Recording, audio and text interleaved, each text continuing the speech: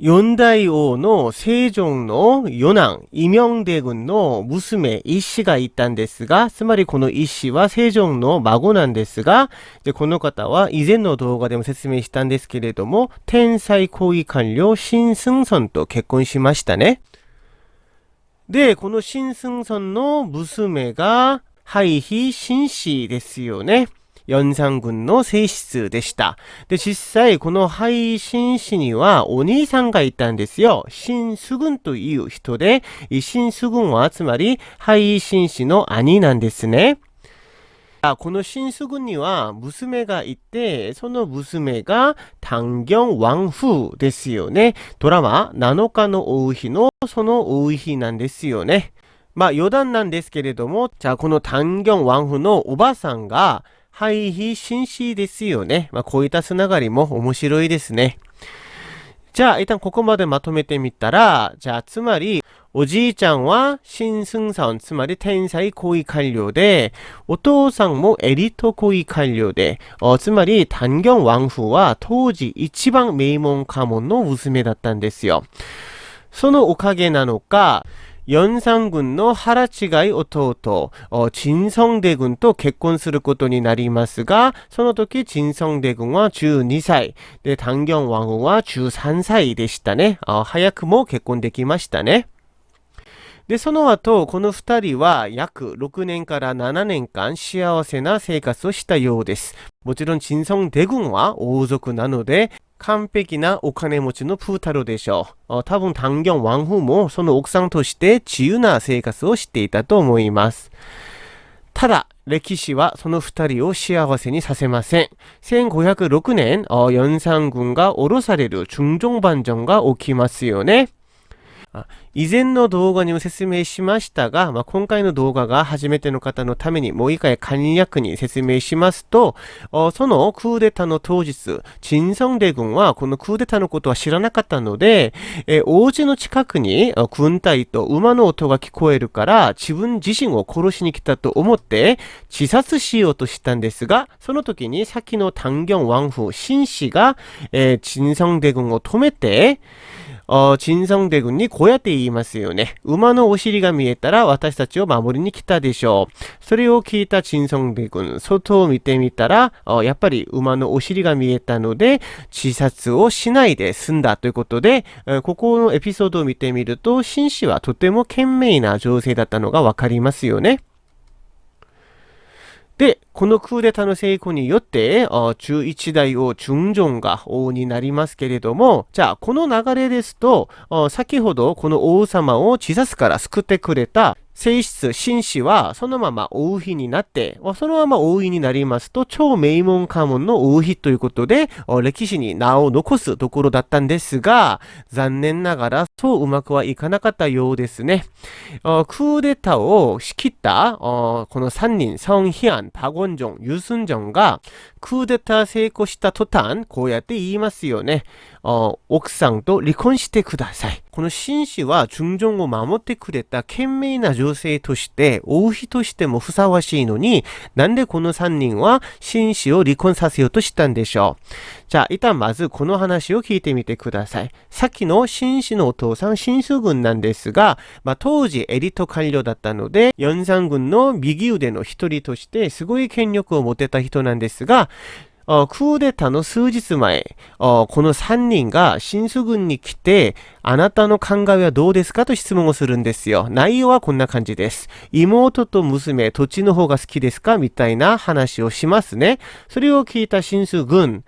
今の연산군の王子、聖者はとても賢い人なので、聖者に期待するという答えをします。これは実質的に妹を選んだことになりますよね。これを聞いた3人、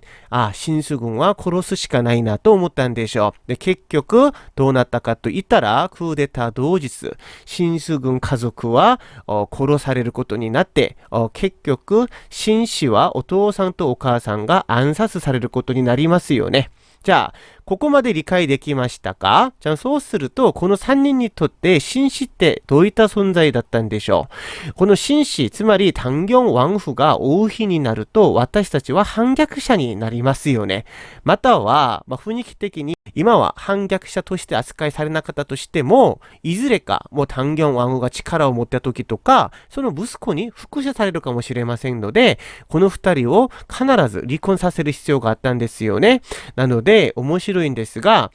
중종はクーデターの次の日すぐ王としての即位式を行いますが、この단경王后は即位式には参加できなかったんですよ。普段だったら王の隣に立って一緒に即位式をしますが、중종は一人で即位式をやりました。じゃあそもそも단경王后はなんで即位式に立てなかったんでしょう。実際なんですが、クーデター当日からこの3人がこの2人を話すんですよ。理由が特になかったんですけど、弁明としては理由があってしばらく別居してもらいますと言って、クーデター同日からこの2人は離れてしまいます。なので即位式にも参加できなかったんですね。で、その紳士と중종が別居している間にこの3人は王になった중종にずっと7日間こうやって歌います。奥さんと離婚してください。で、ここで중종は7日間この紳士を守るために頑張ったというのが最近の韓国の歴史研究の見解なんですけれども、結局この7日間何も力も発揮できなかった중종を見て、紳士は切れたのか、または중종のことを思ったのかわからないんですが、私は大丈夫ですということを중종に伝えるんですね。それを聞いた중종、なんとすぐ分かったってそれを強化してしまいます。これによってクーデターの7日後、離婚されてしまいますので、皆さんが知っている7日の王妃になってしまいますね。で、중종なんですが、離婚した後にすぐこの3人は중종に新しい奥さんです。いかがでしょうかと言って、장경王妃を紹介してあげるんですね。それを見た중종、よかろうと言って強化して、離婚翌日再婚することになりますね。じゃあ、ここでちょっとまたまとめてみると、단경王妃は離婚されたことで7日の王妃と呼ばれていますが、即位式をしてないんですよね。なので、現代の研究学会では、7日の王妃とは言われていますが、実際王妃ではなかったという意見が強いんですよね。じゃあその後、二人はどうなったかと言ったら、伝説なんですが、朝鮮のお城、경복宮の左上あたりに인왕산という山がありまして、중종は단경王妃がこのあたりに住んでいたから、단경王妃が会いたい時にはこの山を眺めていて、で、その時に伝説でチマ岩というのがありますが、チマってスカートって意味なんですね。この岩を眺めていてから、단경王妃は自分のことを忘れないでくださいと言って、スカートをこっちにかけてですね、중종に見てくださいと言ってアピールしたという伝説があったんですが、これはあくまで伝説なので参考してくださいね。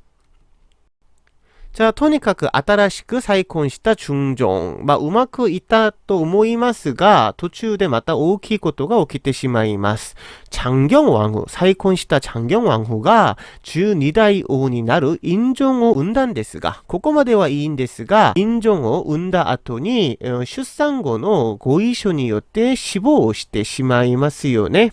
장경王后にとって、そして12代王の인종にとってはとても残念なことではあったんですが、단경王后にはある意味ではちょっとチャンスだったんですよ。その時に家臣たちは중종にこうやって言います。단경王后の復帰をということなんですよね。じゃあそろそろ戻しましょうということで、どうやってこういった雰囲気になったと言ったら、当時離婚をさせた3人はすでに死亡していたので、こういった話ができやすい雰囲気だったんですね。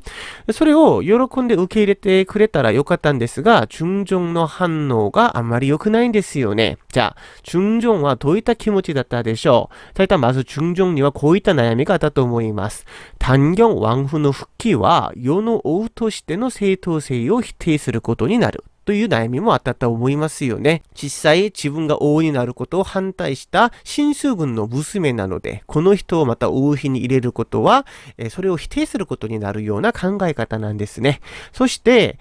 後継者がすでにもう生まれたんですよね。12代王の인종。で、ここでまた단경王后が戻って息子でも産んでしまったら、後継者の問題がとても複雑になるような悩みもあったと思います。じゃあ、こういった悩みを抱えていた중정、結局こういった命令を下しますが、全国の知識人に上限を求むという話なんですよね。で、当時の家臣たち、または知識人たちも단경 왕후の復帰を求めてたそうですね。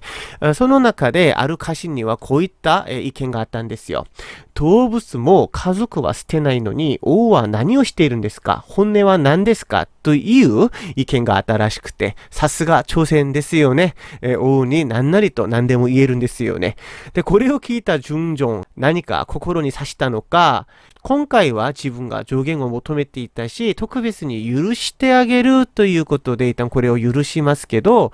結構怒ってたらしいですよね。いろんな上限があったにもかかわらず、結局중정の心はもうすでに決まっていたのか、別の人と結婚しますが、それが문정 왕후ですよね。중정のこの選択は結局後に悲劇にはなりますが、それは後に문정 왕후の時にお話ししますね。じゃあとにかくこういった話を聞いた단경 왕후の気持ちはどうだったでしょう。かなり辛かったと思います。信じていた중정に裏切られた気持ちもあったかもしれませんが、その後も結構大変なんですね。じゃあここでまた단경 왕후の立場に戻ってみましょう。단경 왕후ですが、王族の元妻というちょっと特別な身分なんですよね。じゃあこういった場合ですが、一旦基本的に再婚は不可です。そして外出も制限ですよ。一旦元妻、王族の元妻なので、いろんな人に見られるのはあまり良くないでしょう。そして面会も制限、許された人しか会えることができませんでした。で、단경 왕후は중정が死んだ後13年後に71歳で病気で死去しますが、じゃあ皆さんここでお気づきですか？단경 왕후は20歳あたりでこうやって離婚されるんですよ。つまりおよそ51年ぐらい不自由な生活をすることになったんですね。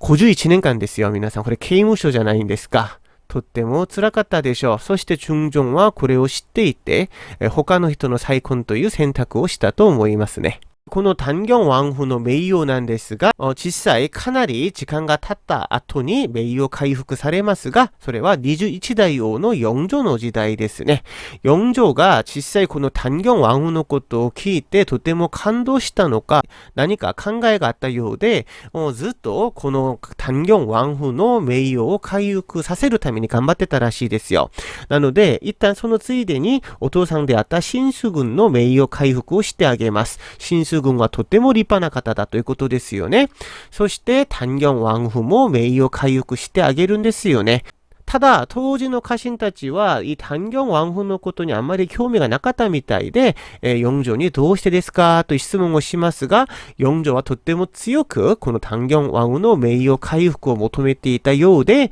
家臣たちはこれで負けて단경 왕후は名誉回復されて、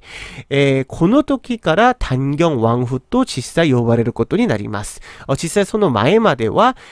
廃妃紳士、おばあさんと同じ呼び方なんですよね。廃妃紳士として呼ばれていたんですが、영조の時代から단경 왕후として呼ばれることになります。